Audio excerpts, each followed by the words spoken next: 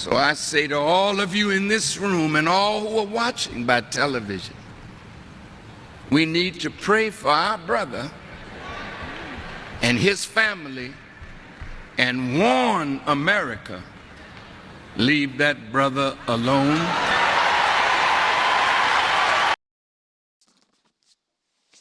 Hello guys, good morning, good afternoon, good evening. This is Timotesi Reaction. Welcome to my YouTube channels once more. Make sure you subscribe to my YouTube channels, like, comment and share. So Luis Vargana is telling us about we African, and has sent a warning message to United States that Ibrahim Traore is coming. Let's watch this video until the end, and I'll come back with more comment. Could be used for a purpose that was not our agenda. Now, I'm closing now.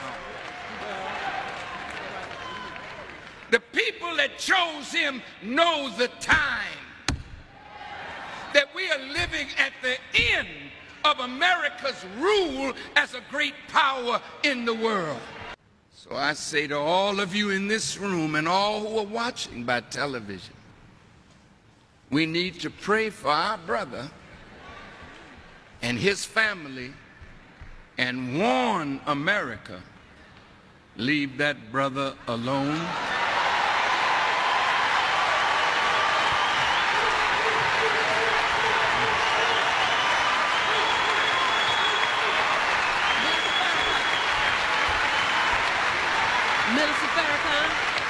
When America tries to interfere in Africa, this video always comes to mind. Corrupt nation in Africa, and it is. It could be the most corrupt nation in the world, Minister Farrakhan. Oh, now, Mr. Wallace. It is the most corrupt nation that I have ever covered. I've been there 25 years ago, and I've been there as recently as last year. Fine. So what? 35 years old. That's what that nation is. Now, here's America, 226 years old. You love democracy, but there in Africa, you're trying to force these people into a system of government that you just have accepted. 30 years ago, black folk got the right to vote. You're not in any moral position to tell anybody how corrupt they are. You should be quiet and let those of us who know our people go there and help them get out of that condition. But America should keep her mouth shut wherever there's a corrupt regime, as much hell as America has raised on the earth. No, I will not allow America, or you, Mr. Wallace, to condemn them as the most corrupt nation on earth when you have spilled the blood of human beings. Has Nigeria dropped an atomic bomb and killed people in Hiroshima and Nagasaki? Have they killed off millions of Native Americans? How dare you put yourself in that position as a moral judge? I think you should keep quiet, because with that much blood on America's hands, you have no right to speak. I will speak because I don't have that blood on my hand. Yes, there's corruption there. Yes, there's mismanagement of resources. Yes, there is abuse. There's abuse in every nation on earth, including this one. So let's not play holy to moralize on them. Let's help them. I'm not moralizing. I'm asking a question, and I got an answer. Why would you put it as the most corrupt regime in the world? That doesn't make sense. Can you think of one more corrupt? Yeah, I'm living in one. I'm living in one. Yes, you've done a hell of a thing on this earth, so you should not be the one to talk. You should be quiet when it comes to moral condemnation, in my judgment. I'd like to read to the public Brother Gaddafi's last will and testament that came out sometime yesterday. As you know, Brother Muammar Gaddafi was offered asylum in other countries. He refused to leave Libya. And as you know, he said he would be martyred in Libya. This is where he lived, this is where he would fight, and this is where he would die. So I'd like to read this will. And I want you to listen carefully to his words. He said, "This is my will. I, Muhammad bin Mudabid bin Muhammad bin Abdussalam bin Humaid bin Abu Manya bin Humaid bin Nail al-Fusi Gaddafi, do swear that there is no God but Allah, and that Muhammad is his messenger. Peace be upon him. I pledge that I will die as a Muslim." This was written on the 17th of October. He said, "Should I be killed, I would like to be buried according to Muslim rituals in the clothes I was wearing at the time of my death, but with my body unwashed in the cemetery of Sirte next to my family and relatives. I would like that my family, especially the women and children, to be treated well after my death. The Libyan people should protect its identity, achievements, history, and the honorable image of its ancestors and heroes. The Libyan people should not relinquish the sacrifices of the free and best people. I call on my supporters to continue the resistance and fight any foreign aggressor against Libya today, tomorrow, and always. Let the free people of the world know that I could have sold out our cause in return for a secure and stable personal life. I received many offers to this effect, but chose to be at the vanguard of the confrontation as a badge of duty and honor. Even if we do not win immediately, we will provide a lesson to future generations that choosing to protect the nation is an honor, and selling it out is the greatest betrayal that history will forever remember, however they try to portray this." This was the end of his will. He was killed in a military uniform. He wanted to be buried in the khaki clothes that he was wearing. And of course, you heard the news that they took his body out in the middle of the night. He and his son, Mutassim, who we have in a picture meeting with Hillary Clinton a year and a half ago and shaking hands with Secretary of State Clinton, which should show the world that shaking hands with your enemy and receiving a pat on the back from your enemy should never lull you to sleep that the enemy has changed. The enemy is the enemy. And when you fall asleep on that knowledge, that is when the enemy will take us out. The betrayals of his inner circle. Don't think that that is overseas. That is in our own house.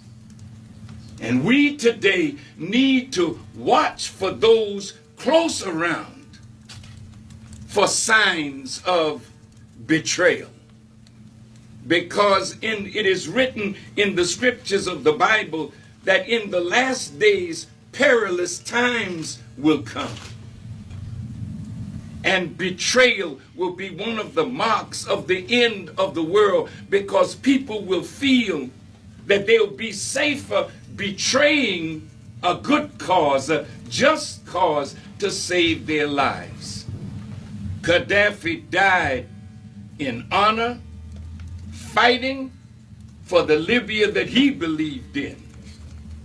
They would never have won if NATO was not bombing day in and day out. Brother Ali Baghdadi, that is a writer and a great Arab writer, said they bombed Libya back to the Stone Age. We were in Libya. We saw Libya being built from the ground up. We witnessed what this man did for the Libyan people. And for NATO to have bombed it like this, watch for Halliburton, watch for Bechtel, watch for the vultures of London, England, and France, and others trying to rebuild the infrastructure that they purposely destroyed, which is against international law. You went for humanitarian purposes, yet 50,000 Libyans lie dead because the West wanted access to the wealth of Libya. Now let me tell you what this man did. Did he kill people? Well, hell, did our president kill people?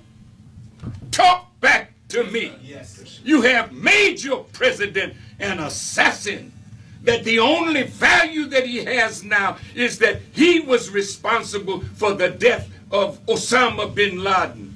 He was captured without a weapon. He should have been brought to America, put on trial for the American people to see this man. But he was executed, so you will never know the real truth. Then Alaki, an American citizen who is against America's policies, a drone took him out and then came back later and killed his son. Now Muammar Gaddafi and his sons lie dead. Saddam Hussein and his sons lie dead. Well, what about your sons? They're dying in Iraq on the basis of a lie.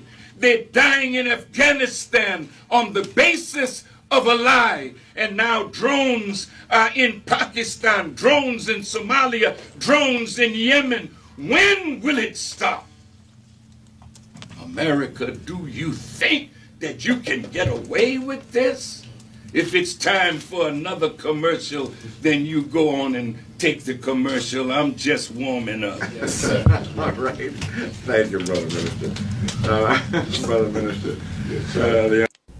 Think about the horror of the transatlantic slave trade. Being stuck in the holds of ships for months. Laying in our own urine and defecation. Some of us, if we got a chance, jumped overboard into the open mouths of sharks rather than come to America to be made slaves. And what they took out of Africa was the strongest in Africa. And when we got through the Middle Passage, those that died in the Middle Passage and those that survived were the strongest of the strong. We have been under the worst oppression that has been accorded to any human being in the annals of history, and here we are. You can still laugh and joke and smile and sing and dance, and when white folk look at you and see the power in your moves as you dance today. Hip-hop culture spinning on your head. Everything that you do, white folk trying to learn how to do it, and you're the teacher. That's right. White folk don't know how to play no drums. That's Africa. That's Africa in Cuba, Africa in Central America, Africa among the native people, Africa. Tell me something. How many of you would come and sit down and apologize to us for the transatlantic slave trade? You come now. Bring your wife and your children and tell us you're sorry for killing us, raping us, castrating us, and enslaving us, and making us chattel. Will you come and apologize? Our people can be like you. It ain't enough. See? If we tell you when you apologize it's not enough, oh, you trying to pimp us and hustle. No, reparation ain't pimping. Reparation is what we deserve for the pain and anguish that you have caused us to suffer. No, no, no. But you won't do that. You won't do justice by us. That's why judgment is on you now. That's why you can't live a day without another calamity, and they're not going to stop. It's going to get harder and harder because the God of justice has claimed us, Kyrie and Ye, and Durant, and Barkley, and Shaq. We belong to God, not you. Don't try to use us against each other. If they want to talk to any of you, we'll go with you. You bring your rabbis. You bring your scholars. And I told him, when we look at our book that we wrote, we only quoted your scholars, your historians, your rabbis. So when they asked me to condemn our book, I said, oh, if it's all lies, I certainly will condemn it. But we only quoted your people. So when you come out and call everyone that we quoted a liar and an anti-Semite, all right, then I'll condemn the book. But you're not going to do that.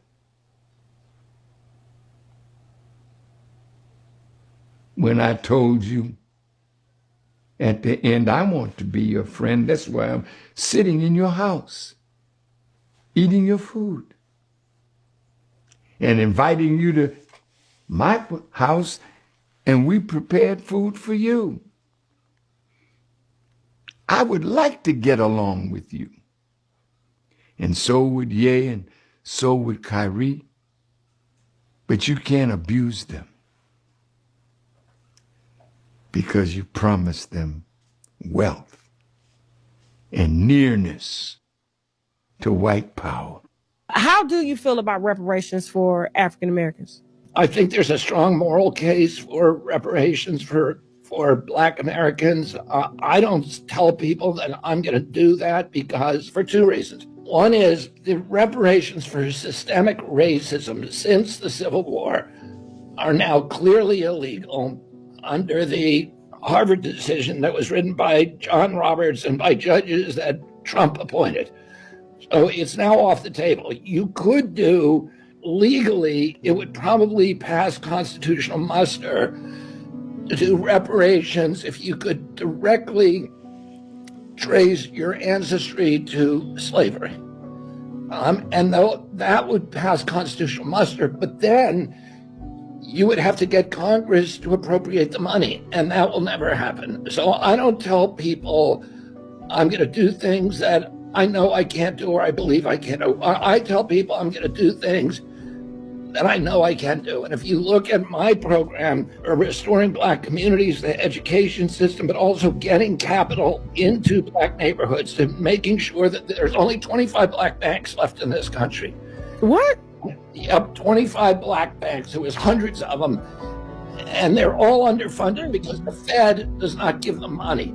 So so if you live in a Black neighborhood, you're not going to get a home improvement loan. You're not going to get a business loan. And if you starve neighborhoods of capital, you're going to create crime waves. And that's what's happening in the Black communities. There's no equity left.